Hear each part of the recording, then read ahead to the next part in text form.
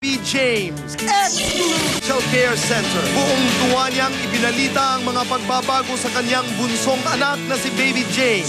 Pumuti siya, kaya lahat sinasabi naging kamukha ko ngayon. Pero hindi. Kasi talagang, I'm being honest naman talaga. Gusto lang ng mga tao na parang pasayahin ako na medyo it's just also na yung parang yung skin tone niya talaga is mirror my skin tone. So that's why sinabi nilang mas kamukha ko. Pero hindi, nung tinitingnan namin, the entire shape of the face is really James. The entire body is really his. Pero yung shape ng mata, I think, is mine.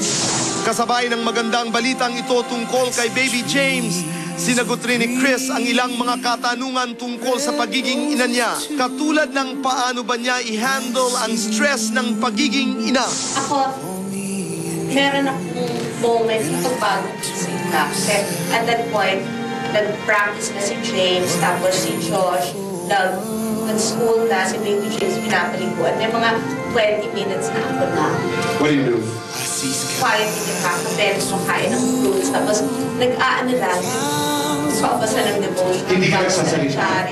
Okay. Nice. At sa tanong naman kung ano ang pangarap niya para sa mga pinakamamahal na mga anak niyang si Josh at Baby James, ito lamang ang nakakatuwang sagot ni Chris. For Josh to either become a chef or a musician because he knows how to play the piano really well. So cute na. For Baby James to become the first Filipino in the NBA.